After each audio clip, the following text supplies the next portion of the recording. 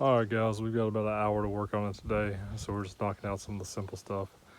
I'm cutting this bracing at 7 to 8 inches wide. It should be plenty wide and hopefully just sit on just the outside of the wheel wells here. I also want to show a couple things. So these are the factory mounting bolts. We're going to have to replace these because these obviously were not coming out. We actually had to cut the heads off to get the bed off, as you saw. And then what we did was we just took a hammer and we were able to knock them out through the factory holes for the most part. 2 of them we did have to cut in half just to give us a little bit more space, especially over here at this gas tank. Now, as you notice, we're not using anything that's really high speed here. One part of this build is I didn't want to use a whole lot of fancy tools or anything like that. This is more geared towards the average builder. I do have this DeWalt saw. It does really well for 1/8 inch stuff. It's just a 20 volt portable saw, and as you can see, I just have a regular metal blade on there, 7 1/4 or 7 1/2 if I recall. On a regular 4 amp hour battery, this can make 2, maybe 3 cuts through the 2x3 rectangular tubing. And of course that is once again 1/8 inch. With the 8 amp hour batteries, you can make 5, 6 cuts easily. Fortunately, they do charge relatively fast, so, but any shop saw with a good metal cutting blade should work for this stuff.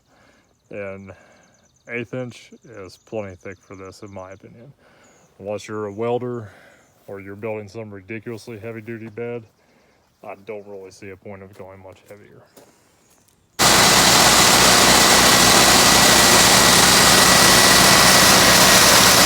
Alright, so in this section we are cutting out the hole for the gooseneck. So we're using just a 4 1/2 inch hole saw. You get this from Lowe's, Home Depot. It's about 25, 30 bucks. Since our lights are 2 1/2 inch, we just kept using our 2 1/2 inch one, and it worked out pretty well. Our center there for the gooseneck is 4 inches, so we should have about a 1/4 inch of play around it, if nothing else, at least 8. So we'll see how it works. Alright guys, so just a quick video. We got the bed bolts mounted in here. The measurements are 89 1/2 by just shy of 78. We're at 77 15/16.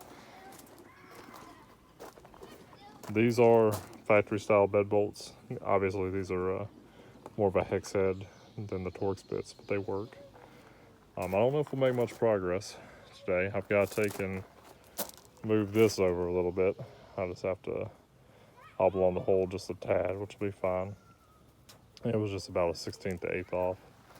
But overall, it's coming together pretty nice. We've actually got to get the side skirts on, figure out the fuel filler. It works there, but it's obviously not mounted. And then start working on the bumper and lights and headache rack and bed boxes and all that good stuff. It's a 4th of July weekend, so the kids are having fun. And I did take this to North Carolina yesterday, and surprisingly, fuel economy was way up. Normally I get about 16 1/2 miles per gallon on highway. This is just a 6.2 gas truck. But for some reason yesterday I was getting 18 1/2, even upwards of 19. And that was over 120 mile trip. Between there and back with stops and a decent amount of idling, it still got 17 1/2, which was really impressive. I guess the factory bed and the factory bumper must just have a lot of drag. A lot of that was cruising at 65, 70 miles an hour. So, but anyway, so we're hopefully make some progress, and we'll see how it goes. So guys, if you have a little bit of a gap, if you notice this one is, I don't know, maybe a 16th, maybe not, maybe a 32nd under the decking right here. And this one is, I don't know, sticking out right here on the corner, maybe a 16th. Don't worry about it too much. Having a 16th to an 1/8 inch gap isn't going to be that bad, especially when I put the skirts on and weld. Having that little bit of gap to get good penetration isn't always a bad thing. The skirt's going to sit up a little higher than the deck as well, So I'll have a nice place to sit here and get a bead in here.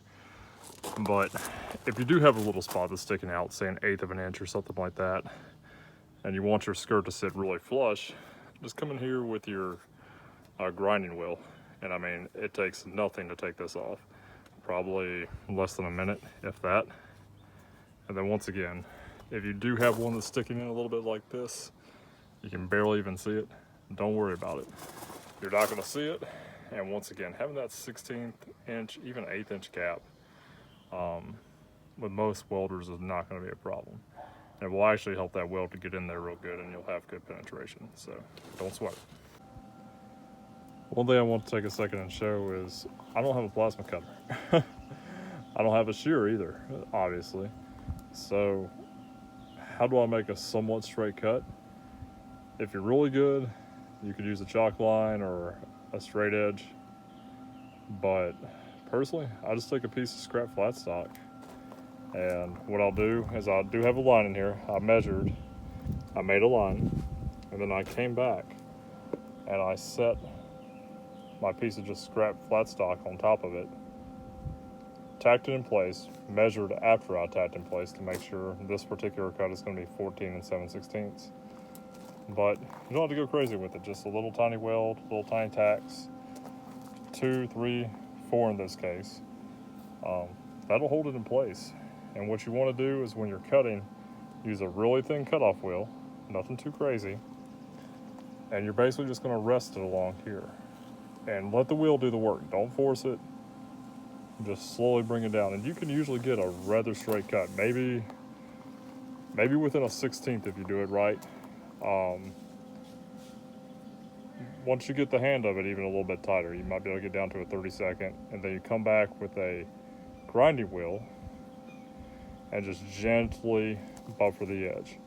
And that'll get it pretty darn straight. Just to show you the results. So, sorry guys, it's like 92 degrees out here and it's humid as all can be. But this has not been touched up with the grinder yet. And you can see it's pretty straight. That would probably be fine the way it is, but I'm going to just gently feather it a little bit. This is what I use. But if you don't have cordless tools, something like that you can pick up from a pawn shop for 20 bucks will work just as well. This is a Craftsman, and I mean, I've had it forever. So it's done a lot of work for me and it's still holding up, so. All right guys, gonna try to capture this best I can.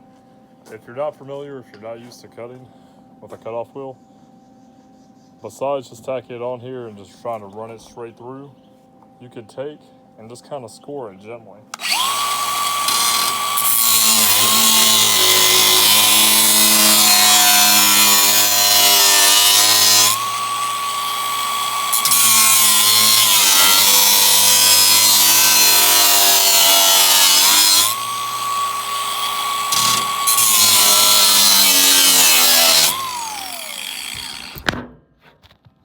Alright, so yesterday we were able to use the flatbed for the first time. Even though it's not completed, we had to pick up a 500-pound brush hog. It didn't even phase it. It worked pretty well. Also, when we went to the dump this morning, I'm not used to this wider bed on the side, and I actually bumped in this corner right here into the dumpster just a little bit, and it didn't do anything. It moved the dumpster. Make this video was to help others out with little snags, and we've hit one actually. I'm gonna do my best to get this with the camera. So these lights are set up for a 4.5 inch rough in, and if you look, we are, let's see if I can get where I need to be, literally right at 4.5 inches. Even though these grommets and lights, the lights are 4 inches and the grommet is set up for a 4.5 inch hole, that cover with that grommet on it is not going in that hole. It needs to be opened up, not much, but just a little bit. Fortunately, I can do that with just a grinding wheel, just feather a little bit. But this was cut with a 4.5 inch hole saw, which is what was called for. However, if I could do it again, definitely a 4 And 9/16 would be the way I would go, because cleaning up all these holes is going to be a pain, but it is what it is. Alright guys, you can see the mess of wires hanging down here. The bed is not in its actual position, it's sitting back a couple inches so we could paint it. But for the fuel cutout, that's just a 2.5-inch hole saw. And then forward of that is going to be a running light, and that's just a 3/4 inch. Overall, I think it's coming along good. If you have any questions, ask in the comments. So far, we're probably about $400, $450 into it. That includes paint. I did have a young guy help me. Shout out to him. He's a really hard worker. He's 15, and just helping me do some of the muscle work. Really a great young kid.